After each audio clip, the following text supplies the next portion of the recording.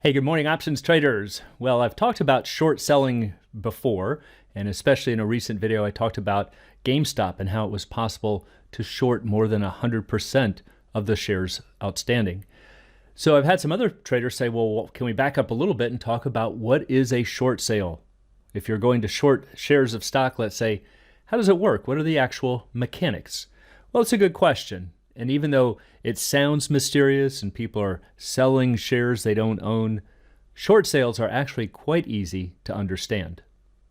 So here's the way that it works. If you are going to short shares of stock, you are going to borrow shares from the broker. Now, it sounds like a complicated process. You don't actually go out and fill out an application or even call the broker. You just click on your platform, short shares. Now, some platforms like Thinkorswim, if you don't have the shares in your account and you just sell the shares, it knows that it's a short sale.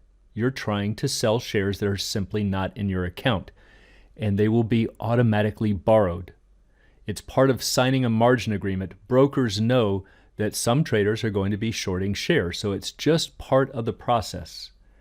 Now, when you do that, when you short shares of stock, you have an obligation to buy the same number of shares at some future date. There's no set time limit. You do have to assume that you're not going to be getting into margin calls and that you can't continue to carry the position. But assuming that there's no margin calls that you can't meet, and there are some rare cases of stock buybacks or buy-ins, but aside from that, you really have no time limit where you're required to buy these shares. And what you're trying to do is to initiate the sale first, hopefully at a high price, and then buy back the same number of shares at a lower price later. And in fact, you will then profit by that difference. So let's say that you sell shares for $100 per share and you buy them back for $90. Well, that's going to net you a $10 profit. And notice that selling high at 100 and buying back at 90 is really no different than buying at 90 and selling at 100. So short sellers are really doing exactly the same thing as stock buyers. They're just doing it in the reverse order. So let's do a detailed example. Let's say that you short 100 shares of stock currently trading for $100.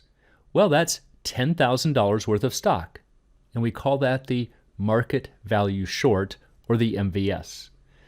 Now, most of you know whenever you're dealing with shares on margin, there's what's called a Reg T amount or Regulation T that is 50%.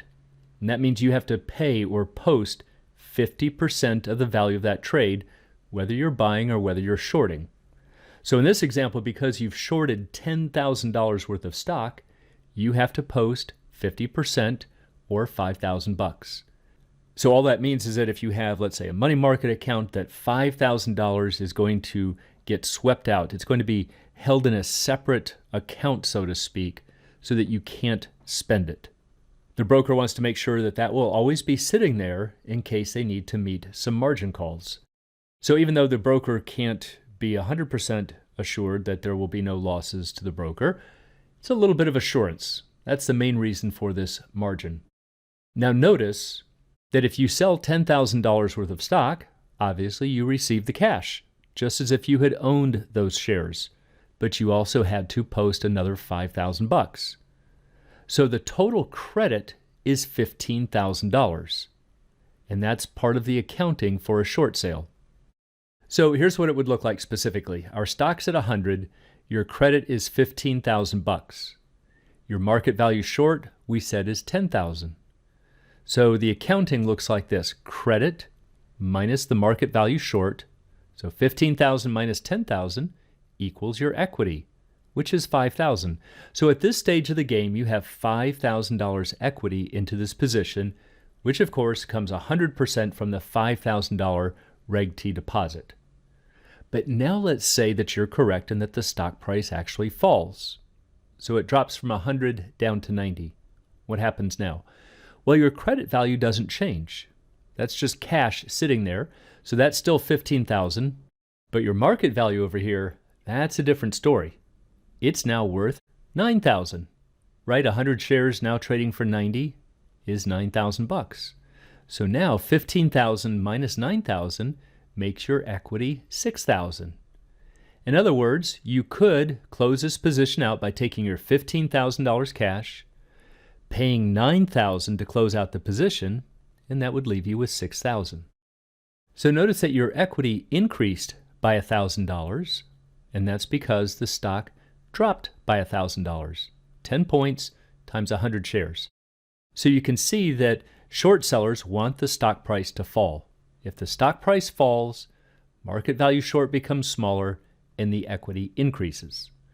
Now, what would happen if the stock price rose? Well, just the opposite. Let's say the price goes from 100 to 110.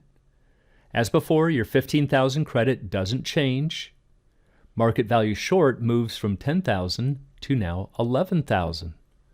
So 15,000 minus 11,000 makes your equity 4,000.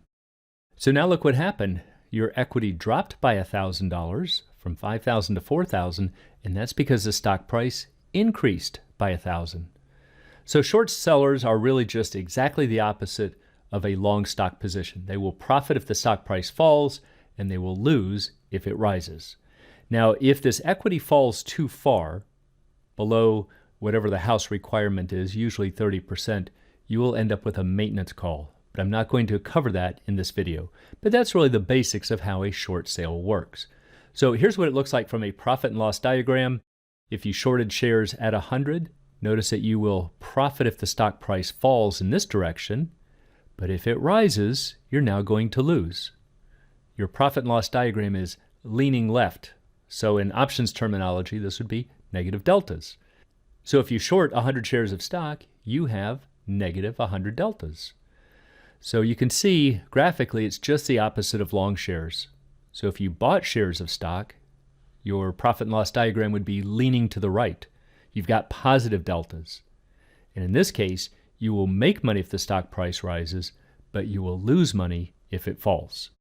So the basic idea is really to understand that short sellers are doing exactly the same thing as stock buyers. They're trying to buy low and sell high, but they're just doing it in the opposite order.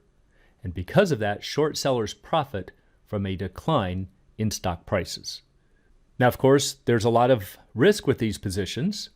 You can see you've got unlimited upside risk with a short stock position. And because there's no upper limit on how high a stock's price can go, short stock positions are really dangerous. And this is another area where options can come to your rescue and hedge this unwanted upside risk. So, for anyone who'd like to learn more about the art and science of options trading, please check out the Alpha Trader course, Strategy Lab, and a brand new technical analysis course, all at optionsatoz.com. Also, please join us on the Facebook trading group, Options A to Z, and you can find a link in the description below.